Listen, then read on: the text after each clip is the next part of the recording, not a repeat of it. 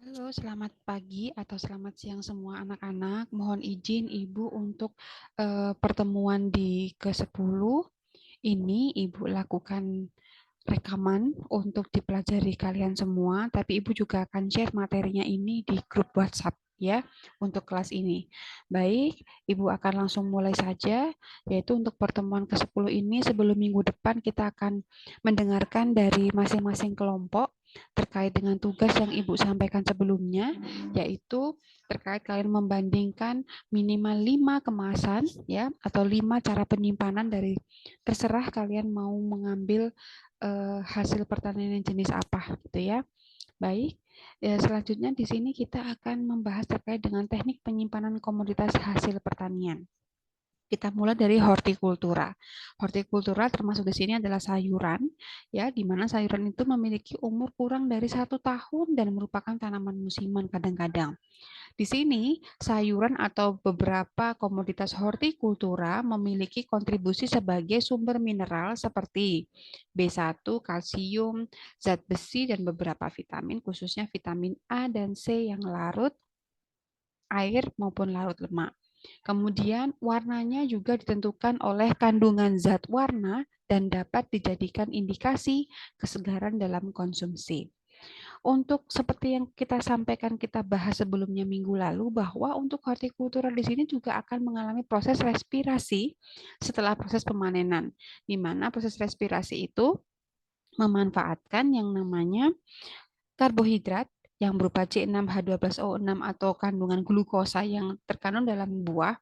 Biasanya kalau buah kandungannya bukan glukosa ya, tapi fruktosa, yang kemudian dia akan menyerap oksigen yang ada di lingkungan sekitar, ya, kemudian akan menjadi CO2 dan H2O serta energi panas, sama seperti proses respirasi yang terjadi pada manusia. Nah, selain itu beberapa kerusakan yang mungkin terjadi selain karena faktor respirasi juga karena faktor enzimatik, yaitu memang ada beberapa komoditas hortikultura yang mengandung beberapa enzim, yang enzim ini juga sebenarnya mengindikasikan bahwa bahan hortikultura ini mengalami kerusakan. Jadi kalau misalkan kalian berpikir untuk apa sih ada enzim ini? Enzim ini membantu kita semua, ya, membantu manusia untuk melihat bahwa terjadi luka, terjadi ada perubahan mekanis di permukaan sehingga kita tidak bisa dibohongi anak-anak. Kalau misalkan contoh buah-buahan di sini dia mengalami proses jatuh atau dan sebagainya karena ada luka atau perubahan warna yang menjadi kecoklatan itu karena adanya efek kerja dari enzim. Kemudian juga faktor kerusakan hortikultura karena keberadaan mikrobiologis atau mikroba, bisa bakteri, bisa jamur ya, atau virus. Ya, kalau ini memang sekali lagi kita harus tahu betul bahwa untuk jamur ini bisa tumbuhnya di kadar air sekitar 5-6% itu ya, 50-60%. Kemudian kalau untuk bakteri baru bisa tumbuh ketika kondisi lingkungan memiliki kadar air 88% sampai 96%. Jadi itu yang harus kalian pahami ya. Teknik penyimpanan hortikultura dengan adanya batasan-batasan kerusakan yang diakibatkan oleh respirasi, enzim maupun mikrobiologis ya, itu kita bisa melakukan dengan pertama penyimpanan pada suhu rendah ya, bukan suhu beku. Kalau suhu rendah berarti kisaran antara 4 sampai 18 derajat Celcius. Kemudian yang kedua, penyimpanan dengan pengendalian atmosfer dan modifik atmosfer. Biasanya kita memanipulasi kandungan zat udara yang terkandung di permukaan atau di lingkungan hortikultura yang akan kita simpan nanti. Oke, untuk perlakuannya kita bisa pertama perlakuan dalam kondisi segar ya. Yang perlu kalian ketahui di sini adalah tidak mencampur sayur dengan buah. Misalkan dalam satu kemasan atau dalam satu tempat gitu ya. Kemudian yang kedua, jangan mencuci sayur dan buah saat akan menyimpan. Dikhawatirkan masih ada kandungan air atau menambah kandungan air sehingga mengundang beberapa makhluk hidup mikroba yang akan tumbuh. Kalau kalian misalkan tidak yakin, saya mau menyimpan tapi ini sangat kotor, bisa kalian lakukan pencucian, tapi jangan lupa untuk dilakukan penirisan. Ya, dilakukan penirisan sehingga tidak ada kandungan air yang terdapat pada permukaan buah atau sayur. Kemudian ketiga, tetap diberikan udara sehingga meskipun di situ terjadi respirasi ya, untuk beberapa ini biasanya digunakan untuk yang di pasar tradisional, tetap diberikan udara sehingga misalkan terjadi respirasi dan mengeluarkan energi panas, dia tidak mengakibatkan untuk sayur itu menjadi layu gitu ya atau berkeringat untuk buah. Kemudian yang keempat, perhatikan kondisi tempat penyimpanan ya. Jangan sampai terkena matahari langsung, itu juga akan mengakibatkan pencepatan proses pelayuan. Kemudian yang kelima, tidak mencampur produk hortikultura dengan daging atau susu. Karena bisa jadi itu malah yang akan memicu terjadinya proses kontaminasi, gitu ya, yang akan terjadi sehingga mengakibatkan kerusakan pada komoditas hortikultura. Untuk kecepatan pendinginan, biasanya atau kita gunakan proses pendinginan atau suhu rendah, itu bergantung dari yang pertama, jumlah bahan yang semakin banyak jumlah bahan yang kita simpan, maka laju pendinginannya akan lebih kecil, ya. Jadi akan semakin lambat dibandingkan dengan bahan yang sedikit. Jadi kalau misalkan mau menyimpan di dalam kulkas itu ya, pastikan bahwa masih ada sirkulasi udara dingin untuk bisa mengenai seluruh permukaan yang akan disimpan. Kemudian yang kedua, perbedaan suhu bahan dengan media pendingin. Ya, misalkan bisa udara, air, atau es. Jangan sampai ketika kita menyimpan bahan-bahan itu di kulkas masih dalam keadaan panas. Itu justru akan pertama mempercepat kerusakan pada mesin, ya. Yang kedua, itu juga bahasanya juga akan sia-sia juga gitu. Nah, butuh waktu lama untuk membuat dia dingin. Lebih baik biarkan dia dingin ruang dulu, kemudian setelah dingin ruang kalian bisa memasukkan ke lemari pendingin. Yang ketiga, kecepatan aliran media pendingin jika lebih besar, maka untuk proses pendinginannya juga akan jauh lebih cepat. Sekali lagi ini juga bergantung pada mesin gitu ya. Kemudian yang keempat, jenis media pendingin. Jenis media pendingin pun juga kita harus memilihnya bergantung dari bisa melalui udara atau bisa melalui lempeng ya, bisa melalui lempeng. Lempeng juga bisa menghasilkan udara dingin. Seperti beberapa kalau kalian misalkan melihat di YouTube gitu ya, ada mesin pendingin untuk beberapa industri pendinginan ikan atau untuk cold storage gitu ya. Itu beberapa menggunakan bukan hanya udara dingin tapi juga lempeng dingin. Jadi semacam seperti ruang-ruang seperti rak gitu ya. Di masing-masing lempeng rak itu juga mengeluarkan suhu dingin. Nah, untuk modifikasi suhu di sini juga ada kita memanfaatkan mesin cold storage atau beberapa mesin pendingin yang memang kita bisa atur ya di dalam itu gitu ya, dari kamar gitu. Kemudian suhunya bisa kita rubah di dalam termostatnya gitu ya, melalui termostat. Contoh di sini untuk suhu dingin 32 sampai 39 derajat Fahrenheit, ini penyimpanannya bisa berbentuk untuk penyimpanan apel, brokoli, wortel, kubis, dan terong.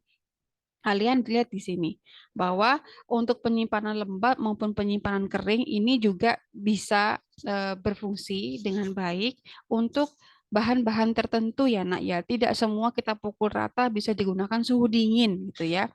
Hanya ada beberapa yang baru bisa disimpan misalkan dalam suhu sejuk gitu ya atau dalam suhu hangat gitu ya. Jadi memang sekali lagi untuk bisa memahami kita perlu tahu dulu terkait dengan komoditas itu bahan bakunya dia tergolong apa seperti pertemuan sebelumnya dia tergolong kadar airnya tergolong kadar air yang keberapa, dia termasuk yang high perishable, medium atau slightly gitu ya. Sekali lagi kita harus punya ilmu pengetahuan bahan. Itu penting gitu ya untuk bisa menentukan dia diletakkan di mana untuk penyimpanan khususnya terkait dengan suhu. Nah, untuk modifikasi atau pengendalian atmosfer, di sini ada istilah MAS dan CAS. Kalau MAS Modified Atmosphere Storage, kalau CAS di sini bisa apa namanya? Case atmosphere storage ya. Bedanya kalau emas dengan cas, kalau emas itu bisa dibawa kemana-mana, kalau cas itu atau cas itu hanya berada di satu tempat karena memang sifatnya dia permanen untuk alatnya. Di sini dikembangkan untuk konsep kedap udara ya, memang difungsikan memang benar-benar udara yang dirubah di dalamnya itu ya. Sekali lagi jadi kalau ruangan yang cas ini atau mas ini itu benar-benar tempat penyimpanan yang udaranya itu kita atur. Yang ada itu di situ apa? pastinya nggak ada oksigen. Tapi apa yang kita maksudkan? Bisa karbon dioksida, bisa gas nitrogen. Untuk apa? Gas nitrogen untuk mendinginkan, CO2 untuk menekan terjadinya respirasi sehingga hampir tidak terjadi respirasi dan bisa memperpanjang masa simpan, itu maksudnya ya. Nah, di sini contoh ya, penggunaan konsentrasi CO2 tinggi itu bisa berupa 60% CO2, sisanya udara bebas gitu ya. Supaya apa? Ketika nanti ada teknisi atau pengelola masuk ke ruangan cas, misalkan tidak sampai nggak bisa nafas gitu ya, tetap masih ada udara gitu ya. Sumber gasnya dari mana? Bisa dari dalam tabung gas atau gas tabung khusus CO2 atau es kering. Kemudian untuk konsentrasi O2 rendah itu bisa dilakukan modifikasi dengan cara ada 1% oksigen ditambahkan dengan nitrogen dan gas-gas lain yang inert. Gas inert itu apa? Gas yang tidak mengakibatkan adanya perubahan semacam perubahan kimia pada hasil panen. Nah, Bu, di sini gimana sih Bu tahu ruangan itu kok bisa CO2-nya 60% atau O2-nya 1%? Ruangan-ruangan yang memang digunakan untuk pengendalian atmosfer itu pasti ada sensornya. Nah, di situ kalau pastinya sudah alat canggih, jadi di luar tuh pasti sudah menunjukkan. Ini yang menjadi controlling gitu ya. Di dalam itu kandungan udaranya apa gitu ya. Kemudian juga yang ketiga, ada gas hasil pembakaran. Ini juga bisa digunakan untuk menyimpan bahan-bahan panen gitu ya. Seperti O2 tapi 1% saja, sisanya 12% CO2, nitrogen dan gas-gas inert lainnya. Nah, faktor keberhasilan dari cas maupun mas. Nah, ini pertama dari suhu. Jika suhu naik, maka efektivitas CO2 juga akan meningkat. Jadi, setidaknya pada saat bukan hanya pengendalian jenis bahan gasnya saja yang kita permainkan, tapi juga suhu gitu ya.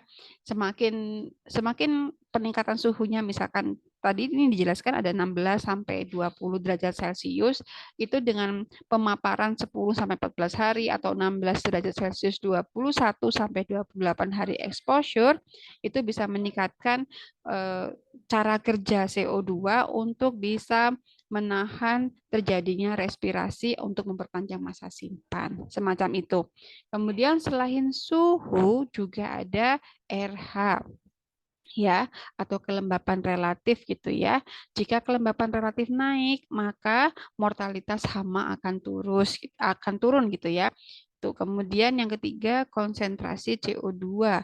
Konsentrasi CO2 jika lebih dari 35%, maka selama minimal 1 minggu gitu ya, bahan-bahan itu akan awet. Khususnya untuk sayur maupun buah. Bayangkan, sayur itu kan mudah sekali untuk layu maupun busuk. Nah, jika disimpan dengan menggunakan metode cas yang di ruangan atau emas dalam kemasan mobile, itu bisa disimpan minimal 1 minggu. Makanya kalau kalian melihat di supermarket khusus sayur yang memang sudah mulai dikemas-kemas seperti itu, memang itu bisa awet bahkan minimal 1 minggu anak-anak.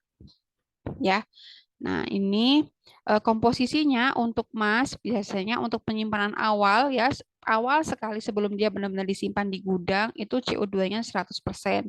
Dan di sini juga ada penelitian yang menyebutkan bahwa setelah 12 minggu CO2-nya turun 46%, tapi masih ada CO2. Dan ini dapat dikatakan masih bisa menyimpan atau memperpanjang masa simpan dari hasil panen. Kemudian untuk cas, di sini komposisi atmosfernya khususnya CO2 selama penyimpanan itu akan konstan pastinya. Kenapa? Karena pertama, dia sudah dikontrol pada ruangan dibandingkan dengan emas yang memang posisinya mobile ya, kemasannya mobile, bisa dibawa kemana-mana. Kalau cas ini, kalau misalkan ada penurunan konsentrasi CO2, pasti akan ditambahkan karena memang posisinya dia seperti bangunan permanen. Nah, kalau MAP ini apa? MAP ini semacam hampir semacam emas sama dengan emas, cuman di sini lebih lebih pintar kemasannya. Jadi selain dia itu bisa posisinya kadang-kadang pastinya CO2-nya akan turun, tapi di situ ada lapisan-lapisan tertentu pada kemasannya. Ketika ada tetesan air, justru dia akan meningkatkan atau bisa mengaktifkan beberapa senyawa kimia untuk menambahkan gas nitrogen seperti itu, ya, semacam itu. Di sini eh, Pengemasan produk dengan menggunakan bahan kemasan, ya, sekali lagi untuk menahan keluar masuknya gas, sehingga konsentrasi gas dalam kemasan berubah, dan ini menyebabkan laju respirasi produk menurun, mengurangi pertumbuhan mikroba. Itu tujuannya MAP ya, atau MAP, menyebabkan laju respirasi turun sekali lagi, kemudian mengurangi pertumbuhan mikroba, mengurangi kerusakan oleh enzim, serta memperpanjang masa simpan. Dan MAP bedanya dengan emas, kalau emas itu untuk sayuran buah yang posisinya masih utuh gitu ya. Tapi kalau MAP biasanya sudah terpotong, buah-buah potong gitu ya, atau sayuran yang sudah tinggal di apa?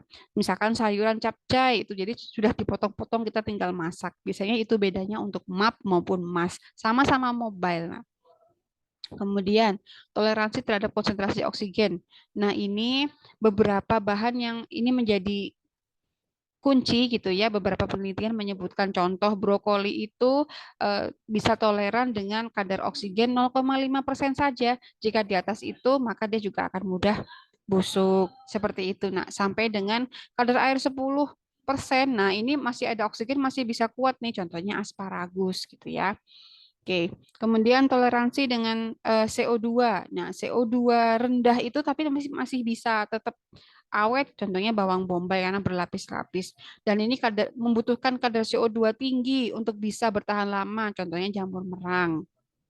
Seperti itu. Nah, rekomendasi untuk beberapa bahan ya, dilihat dari suhu, konsentrasi oksigen maupun CO2. Contohnya di sini adalah beberapa rangkuman dari beberapa penelitian, mulai asparagus, brokoli, kubis, jagung manis, selada, jamur merang, hingga tomat gitu ya. Jadi memang kalian lihat di sini ternyata untuk jagung manis gitu ya. Jagung manis itu seharusnya disimpan dengan kondisi oksigen rendah dan CO2 tinggi supaya dia awet lebih lama. Gitu. Ini contoh untuk yang ready to eat atau siap disajikan, siap makan gitu ya, MAP. Oke, kemudian Ibu juga akan melanjutkan untuk materi minggu depan ya. Oke. Ibu lanjutkan bagaimana dengan teknik penyimpanan serealia seperti padi, jagung, gandum, kantel, barley, rye, dan oat ya, yang merupakan makanan-makanan pokok manusia. Di sini struktur umum untuk serealia meliputi kulit, biji, butir biji, dan lembaga. Ya, nah biasanya beberapa kerusakan bisa terjadi. Ya, kita perlu mengetahui kondisi fisik dari pertama faktor internal. Untuk serealia, kadar airnya itu yang dikatakan aman adalah dengan kadar air 13-14% dengan kelembapan relatif atau relative humidity 70% pada kondisi lingkungannya, dan massa udara 0,7 dengan tekanan 20 massa udara ya, dengan suhu bukan tekanan T normalnya 27 sampai 30 derajat Celcius atau suhu ruang. Nah, untuk kadar bulir serealia ini juga kalau kita pahami lihat betul gitu ya, untuk masing-masing bijian juga ada yang pecah, ada yang utuh. Pecahnya, utuhnya ini juga akan mempengaruhi harga. Nah, di sini untuk kadar bulir pecah, jika patah atau patahannya itu dikatakan baik jika kurang dari 1/4 ukuran biji awal.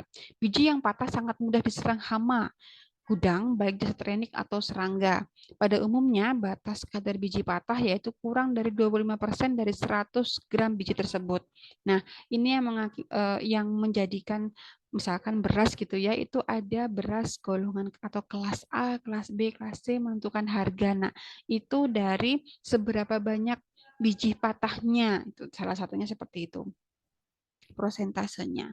Kemudian kadar biji rusak atau benda asing lainnya juga mempengaruhi harga. Kadang-kadang kalau yang misalkan beras curah gitu, kadang-kadang masih banyak batunya gitu ya.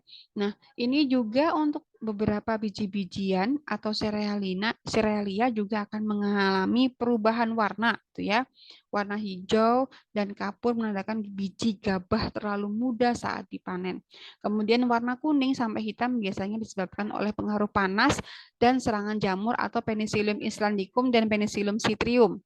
Ya, adapun batas butir yang rusak harusnya adalah tidak boleh lebih dari 5%. ya untuk kadar biji atau benda asing. Adanya benda asing seperti kerikil, butir tanah liat biasanya terkontaminasi dengan zat renik yang dapat menimbulkan kerusakan. Ini juga kalau bisa ketika kalian nanti rencananya akan melakukan penjualan atau menjual bahan-bahan pokok gitu ya.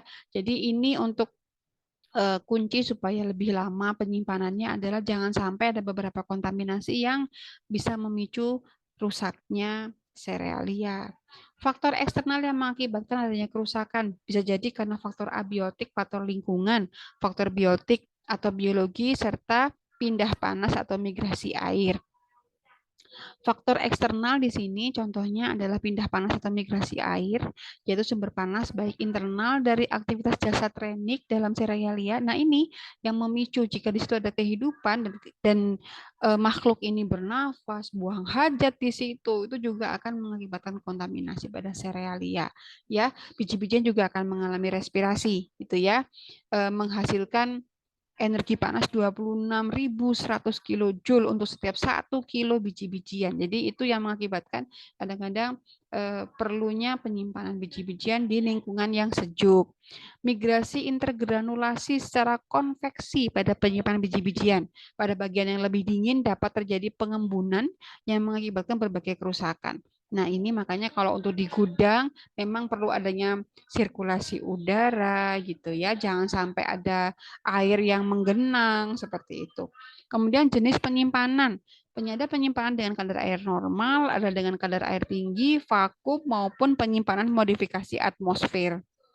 Untuk penyimpanan pada kadar air normal atau aerasi, ada tambahan aerasi gitu ya, maka perlu dilakukan pembersihan, pengeringan, pemberian desinfektan, dan menggunakan beberapa teknik seperti pemberian ventilasi alami, ventilasi mekanik, pergerakan ya atau perpindahan biji-bijian dari satu tempat ke tempat yang lain ya supaya tetap terjadi sirkulasi udara serta bisa ditambahkan pengeringan artifisial yaitu pemanasan udara sampai 5 hingga 10 derajat Celcius di atas suhu awalnya yang menurunkan kelembapan sekitar 30%.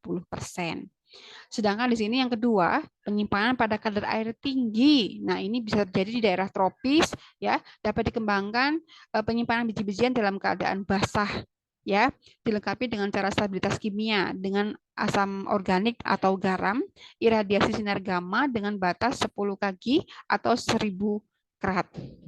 Kemudian penyimpanan anaerobik ketat dengan kadar oksigen rendah atau vakum atau dengan penyimpanan pada suhu rendah sekitar 10 derajat. Kalau untuk penyimpanan vakum atau sama sekali tidak ada udara, yaitu penyimpanan produk pertanian dalam wadah tertutup sehingga terlindung dari pengaruh udara dan air dari luar. Keuntungannya, kecil kemungkinan masuknya serangga dan binatang ke dalam wadah yang mencegah pertumbuhan kapang atau beberapa hal yang mengakibatkan kontaminasi lainnya, kemudian kerugiannya perubahan suhu, bau, rasa, kadar air, keasaman, dan kualitas tepung atau gluten, dan komposisi udara.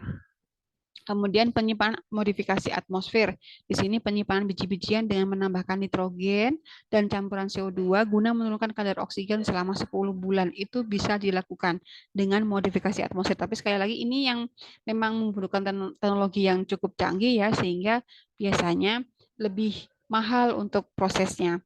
Nah, ini juga bisa digunakan beberapa bahan menggunakan terdeteksi gas ya seperti alkohol isoamliki dan fenil etanol yang merupakan suatu petunjuk adanya proses fermentasi. Bahan-bahan ini bisa digunakan sebagai sensor ya, sensor kimia untuk mengetahui apakah ada perubahan. Kalau ada fermentasi berarti ada makhluk hidup yang membantu proses fermentasi tersebut sehingga terjadi kerusakan dengan lebih cepat. Ini bisa membantu. Kemudian di sini contoh beberapa cara tradisional gitu ya untuk penyimpanan biji bertangkai. Ini biasanya memang digunakan untuk penyimpanan sementara, untuk penyimpanan bibit atau sebagai sediaan pangan dalam jangka waktu yang cukup lama dan ini lebih murah ya anak-anak. Kalian bisa melihatnya ini di beberapa kampung halaman ya yang masih menyimpan biji bertangkai ini. Kemudian penyimpanan bentuk biji dalam kemasan ya. Di sini setelah pengeringan memerlukan wadah dengan jangka waktu yang relatif lebih lama, lebih diminati ya karena mudah untuk penjualan dan dapat disimpan dalam jumlah atau volume yang lebih besar. Untuk di pergudangan Bulog misalkan, ini sudah dalam keadaan kemasan seperti ini ya, 50 kilo. Untuk penyimpanan bentuk biji, nah ini perlu diketahui yang pertama, penyimpanan biji-bijian berkadar air relatif rendah itu biasanya disimpan di suhu kamar, ya. Sangat membantu mengurangi resiko kerusakan kimia atau biokimia dan mikrobiologis.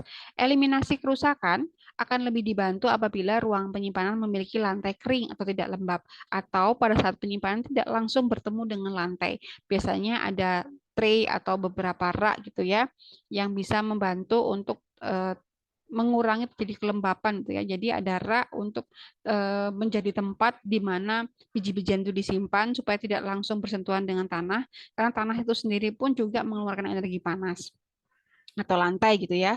Kemudian lantai beton atau semen ini juga direkomendasikan. Ini sekali lagi tidak kontak dengan langsung dengan lantai dan terdapat ventilasi yang cukup.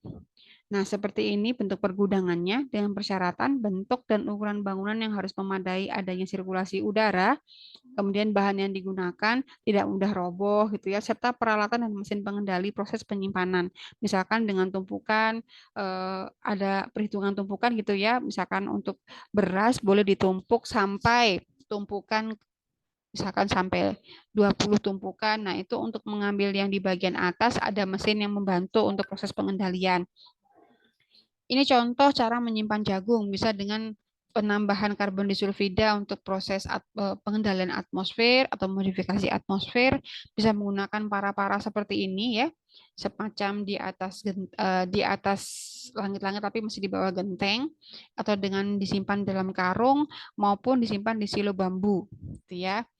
Kemudian ini contoh untuk penyimpanan gandum dalam kemasan ya, menggunakan kemasan semacam plastik gitu ya. Kemudian juga penyimpanan sorghum, kalau untuk sederhana dengan cara menggantungkan malai sorghum di ruangan di atas perapian dapur. Tapi ini juga bisa disimpan dalam keadaan biji seperti ini dalam kemasan 50 kilo yang biasanya disimpan di gudang. Nah, bagaimana dengan cara penyimpanan produk? Nah, ini yang sudah proses semi matang ya. Kalau untuk proses semi matang seperti ini contohnya disimpan dalam kemasan yang sudah diberi label merek gitu ya. Jadi masyarakat tinggal bisa menggorengnya gitu ya. Atau tepung gandum, contohnya cakra kembar gitu ya. Atau beberapa bahan yang sudah frozen seperti ini bisa dimanfaatkan, tapi perlu dimasak terlebih dahulu ya. Kayaknya jarang orang makan bekuan begini langsung dimakan. Nah, bagaimana dengan daging?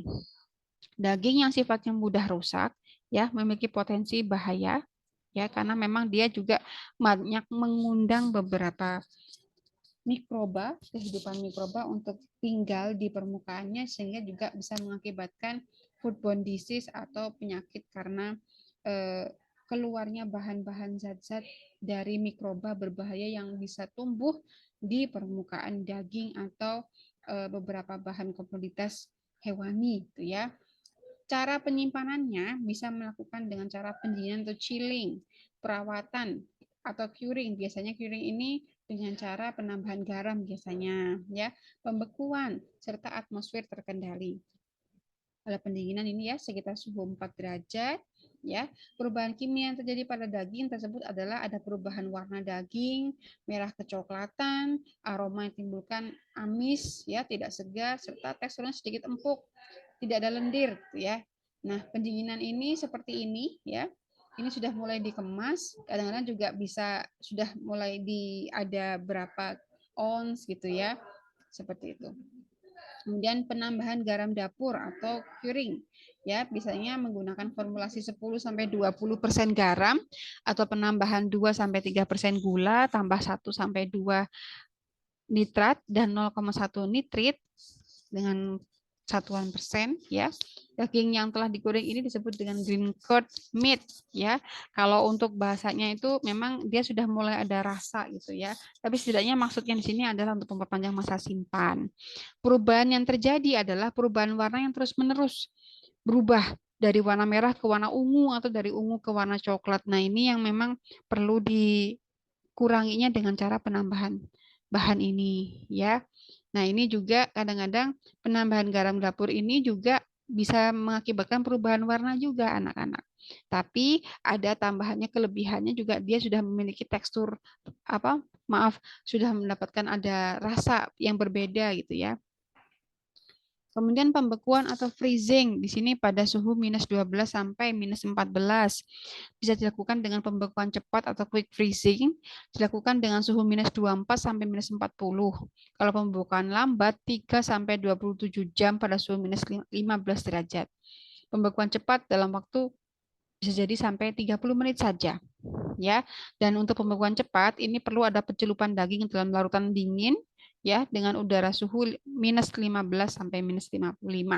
Perubahan yang terjadi kalau ada freezing ini, warna daging tetap warna merah segar, baunya amis segar, tekstur dari daging keras tapi tidak berlendir. Ya, seperti ini biasanya untuk proses pembekuan, persiapannya adalah dibuat seperti ini kemasannya gitu ya. Nah, kalau modified atmosphere ini seperti yang tadi disebutkan ada MAS atau MAP gitu ya. Di sini memang dikhususkan atmosfernya kita rubah hampir sama sekali, ada yang hampir sama sekali tidak ada udara, disedot habis gitu ya, sehingga meminimalisasi terjadinya masuknya udara dari luar maupun air. Untuk metode pendinginan karkas atau daging, contohnya di sini ada daging sapi, ini ada beberapa eh, data yang menunjukkan dari hasil penelitian bahwa untuk metode cepat, ya pendinginan cepat dengan suhu minus 1 sampai dengan plus 1 dengan kelembapan relatif 85 sampai 90% dengan kecepatan udara 1 sampai 4, waktu yang dibutuhkan untuk pendinginan adalah 24 sampai 36 jam. Sedangkan untuk yang sangat cepat dengan suhu minus 5 dengan kelembapan relatif 90%, kecepatan sama, waktu yang dibutuhkan adalah hanya 2 jam saja. Tapi di sini juga menggunakan alat apa yang digunakan? Ini menggunakan SL, stimulasi listrik ya, dalam proses pemotongannya juga.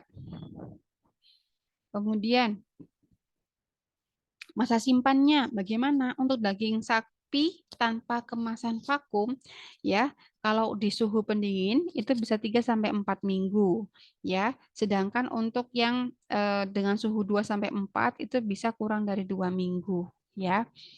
Seperti itu. Tapi kalau untuk kemasan vakum cenderung lebih lama ya.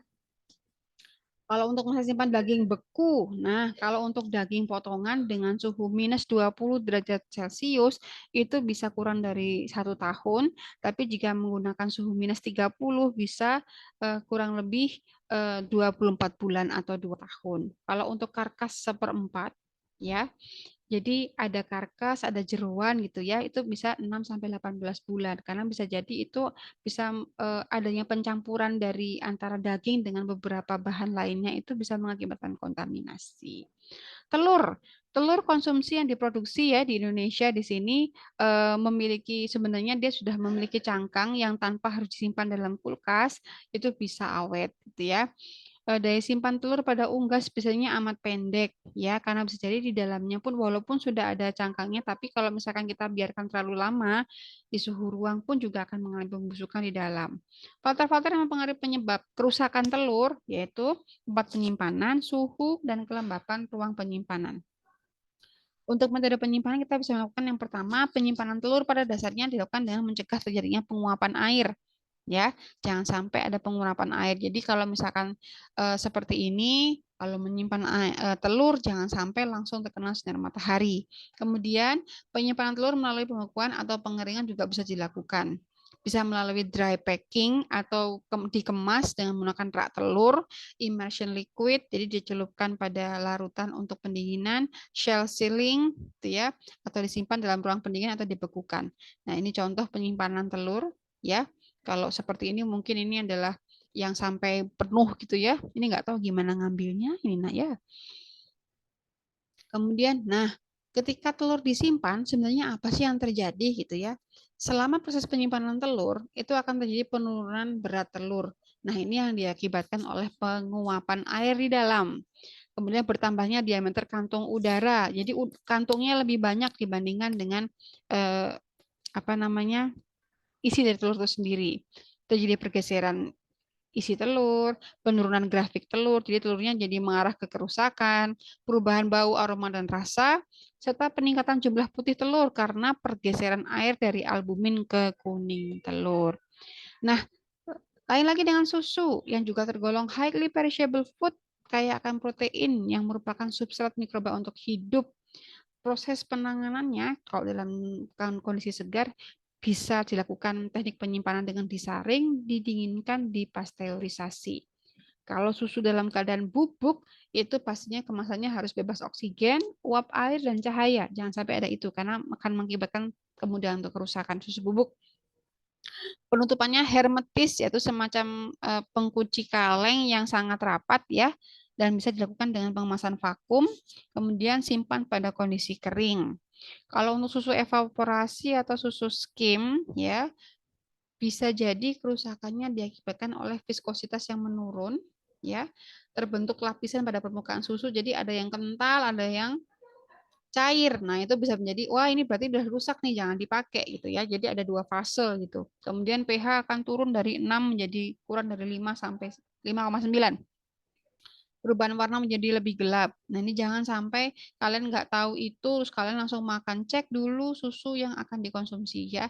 Kalau sudah mulai ada, kok rasanya agak asam ya, atau kemasannya sudah mulai mengembang ya, jangan diminum. Nah, sudah. Walaupun, wah ini aku belinya mahal, jangan karena masalah hal semacam itu kemudian kalian lupakan betapa pentingnya kesehatan kalian. Oke, baik Ibu lanjutkan, mohon maaf sedikit terputus.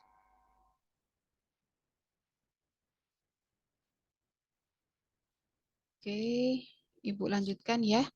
Oke, baik. Di sini untuk penyimpanannya untuk susu evaporasi gitu ya, kita bisa lakukan penyimpanan dengan cara disimpan dalam kaleng atau kotak tertutup rapat dengan suhu rendah, gitu ya. Kemudian, nah ini contoh untuk penyimpanan dengan penutup hermetis. Jadi untuk kaleng benar-benar ditutup rapat bahkan sampai vakum kedap udara, gitu ya. Ini untuk yang kemasan bahkan kemasan lampau gitu ya. Kalau kemasan lampau tanpa ada penutup karet, kalau di sini selain ada penutupan hermetis juga ada penutup karet, gitu ya. Untuk susu kental, ya. Bedanya di sini juga kerusakannya bisa terjadi karena viskositas justru meningkat semakin terlalu kental. Nah, itu juga hati-hati. Warna jadi lebih gelap, kadang-kadang rasa menjadi berpasir, kaleng gembung. Nah, ini hati-hati, jangan langsung dikonsumsi, lihat dulu baik-baik gitu ya. Kemasannya seperti apa, ada perubahan atau tidak. Penyimpanannya, kaleng atau kotak harus tertutup rapat, jangan sampai ada perubahan kemasan, bergelembung dan segala macam. Suhu bisa dilakukan dengan suhu rendah atau suhu ruang. Nah, produk susu lainnya yaitu berbentuk keju, kerusakannya bisa terjadi karena terlalu lama disimpan dan proses fermentasinya masih berlangsung, sehingga pertumbuhan kapang atau bakteri yang tidak diinginkan justru akan tumbuh. Nah, investasi kuman atau adanya beberapa faktor mikroba yang justru tumbuh yang tidak diinginkan ini bisa menyebabkan adanya penutupan permukaan keju yang mengakibatkan juga ada perubahan warna gitu ya. Nah, keju ini bisa disimpan pada suhu rendah ya, suhu rendah. Buang segera bila ada yang berjamur. Perendaman dalam larutan potasium sorbat 10% sebelum pengeringan juga bisa dilakukan. Ditambahkan menggunakan asam sorbat 0,1% saat pengolahan, menggunakan kertas film sebagai pembungkus, dan hindari penumpukan terlalu tinggi. Ini adalah contoh beberapa kemasan untuk keju ya anak-anak. Nah, mentega juga bagian dari eh, bahan baku susu. Kerusakannya bisa terjadi yaitu bau tengi. Penyimpanannya, mentega dibungkus plastik rapat atau aluminium foil sebelum disimpan di refrigerator atau freezer. Mentega yang hampir kadaluarsa dicairkan dengan cara mengetim sampai cair, kemudian disaring. Ya, ekstraknya dapat disimpan kembali dalam freezer. Kalau yogurt ini juga bagian dari susu dengan cara fermentasi ya nak ya. Yogurt pada dasarnya adalah susu yang difermentasi oleh bakteri asam laktat. Dalam pembuatannya biasanya ditambahkan dengan bahan cita rasa, misalnya ada rasa-rasa buah gitu ya. Dan untuk penyimpanannya bisa dilakukan dengan penyimpanan di lemari pendingin. Nah, itu untuk yang penyimpanan untuk hewani gitu ya. Nah, satu lagi. Satu lagi. Tadi hewani yang untuk hewan darat. Bagaimana dengan ikan? Ikan ini pastinya kadar airnya sangat tinggi, juga merupakan sumber protein. Nah, ini yang mengakibatkan dia juga kaya air, kaya enzim, sehingga dia mudah untuk rusak. Ini adalah contoh bagaimana penyimpanan dalam keadaan hidup maupun dalam keadaan sudah diolah, contohnya menjadi bakso gitu ya. Kalau di pasar tradisional ya, ikan yang dijual bisa dalam keadaan sudah mati yang bisa disimpan dengan cara dipercikan air atau disimpan dalam cool box. Teknik penyimpanannya bisa digunakan dengan diberi es batu atau teknik penumpukan dibuat lapisan antara bongkahan es dan ikan. Ya, seperti ini. Kalau ini sudah untuk beberapa pasar tradisional yang ada di kota besar memang sudah seperti ini ya, Nak ya. Sudah mengerti cara menyimpan. Nah, untuk kondisi penyimpanan, suhu penyimpanan biasanya 0 sampai -2. Ini bergantung dari banyaknya es yang digunakan oleh penjual. Dan biasanya untuk relatif humidity atau kelembapan relatifnya sangat tinggi. Kondisi ikan cenderung di sini bermutu ikan baik karena segar gitu ya. Oke, keunggulannya kesegarannya terjamin, biaya lebih murah, tapi kelemahannya umur simpannya pendek karena bisa jadi kalau kita tidak cek keberadaan es batu atau es yang digunakan untuk menumpuk ikan-ikan tersebut bisa jadi akan mempercepat kerusakan. Kemudian karakteristik untuk proses penyimpanan atau penjualannya itu tidak berlaku first in first out gitu ya. Siapa yang datang duluan itu yang harus dijual, tidak tergantung penjualnya. Oh, saya nggak mau yang itu, saya mau yang ini. Nah, seperti itu. Ya, antisipasinya ikan yang kualitasnya paling baik diletakkan di paling bawah, seperti itu. Ikan yang dijual dalam kondisi hidup. Nah, ini penyajiannya memang ada kolam dengan sirkulasi air dan udara, ya. Untuk kondisi penyimpanannya suhunya antara 30 sampai 32 derajat Celcius dengan kelembapan pastinya tinggi, ya. Ini contohnya. Bagaimana dengan pasar modern? Nah, kalau pasar modern, jika menjual ikan dalam kondisi mati, pastinya menggunakan serpian es lebih kecil, ya, karena bisa jadi itu akan memberikan suhu dingin lebih merata pada permukaan ikan. Kemudian penyimpanan juga bisa dilakukan dengan ruang pendingin, serta teknik penyimpanannya dengan cara penyimpanan beku basah, seperti ini. Ya, untuk suhunya biasanya bisa lebih rendah, yaitu -18 derajat Celcius dengan kelembapan relatif pasti tinggi. Nah, terkadang kalau untuk pasar modern ini kita tidak tahu, nak, ikan ini datangnya kapan karena menggunakan mesin pendingin. Jadi umumnya mutu ikan sudah mulai buruk. Terlihat dari kondisi ikan, contohnya di bagian mata biasanya sudah mulai memutih dan tidak jernih walaupun keadaannya sama-sama basah gitu ya. Harus dilihat betul ciri-ciri kondisi ikan seperti yang tadi Ibu jelaskan ini ada, kalian tinggal baca ya. Oke, keunggulannya di pasar modern, aktivitas mikroorganismenya dapat dihentikan, proses denaturasi protein dapat dihambat, proses oksidasi lemak ikan dapat dihambat, dan jangka waktu penyimpanan bisa lebih atau sekitar 2 bulan. Gitu ya. Kebersihan ikan juga jauh lebih terjamin, namun kelemahannya kesegaran ikan kurang terjamin dan biasanya penyimpanan lebih mahal karena memang memanfaatkan beberapa mesin pendingin tersebut. Karakteristik praktik penyimpanannya berlaku first in first out ya, karena memang sudah memperlakukan pergudangan. Kemudian ikan yang dijual dalam kondisi hidup yaitu menunjukkan adanya kondisi ikan cenderung lebih stres gitu ya karena posisinya di dalam gedung gitu atau di dalam kolam yang memang tidak sesuai dengan habitat awalnya ya. Ikan yang dijual dalam kondisi hidup ini keunggulannya jelas memang kesegaran terjamin, tapi harga jauh lebih tinggi karena memang beberapa sirkulasi air dan udaranya juga terjamin ya. Suhunya juga hampir sama dengan pasar tradisional, ya sempatnya seperti ini kondisinya di dalam pasar modern. Kalau untuk olahan, contoh di sini adalah olahan bakso ikan, ya. Penyimpanannya dapat disimpan di gudang dengan suhu lemari pendingin 32 derajat Celcius itu bisa, tapi kayaknya juga nggak mungkin ya kalau untuk suhu itu di suhu pendingin, di suhu ruang pun bisa maksudnya ya. Kemudian teknik penyimpanan bertumpukan antara produk olahan lainnya namun ada pemisah itu pastinya ya. Kemudian lemari pendingin ada palet atau rak bawah ya untuk menjaga penumpu bawah. Keunggulannya kalau menggunakan produk ikan yang diolah di sini mobilitas tinggi. Kita bisa mengirimnya lebih jauh dengan waktu lebih lama. Pastinya karena ada beberapa bahan untuk memperpanjang masa simpan. Kelemahannya kadang-kadang kita tidak tahu para pabrik yang menghasilkan olahan bakso ini apakah sudah terdaftar gitu ya. Jadi sudah jelas, sudah diizinkan oleh BPOM atau tidak, karena dikhawatirkan mengakibatkan kerusakan, ya. Pengemasannya ada yang dikemas, ada yang tidak dikemas atau curah. Nah, istilah curah itu artinya tidak dikemas tapi sudah diolah. Biasanya dalam bentuk ditimbang gitu ya, timbangan gitu. Kalau penyimpanan freezer juga ada yang dikemas, ada yang curah juga. Ini contoh untuk eh, penampakan yang dikemas maupun yang curah ya anak-anak. Seperti itu. Keunggulannya pastinya akan bertahan lebih lama, lebih eh, terhambatnya mikroorganisme, namun untuk kelemahan pastinya lebih mahal karena energi yang dibutuhkan untuk penyimpanannya lebih besar. Demikian untuk pertemuan ke-10 ini minggu depan dan minggu depannya lagi kita akan lakukan yang namanya presentasi ya anak-anak. Eh, Ibu juga mohon maaf, terima kasih.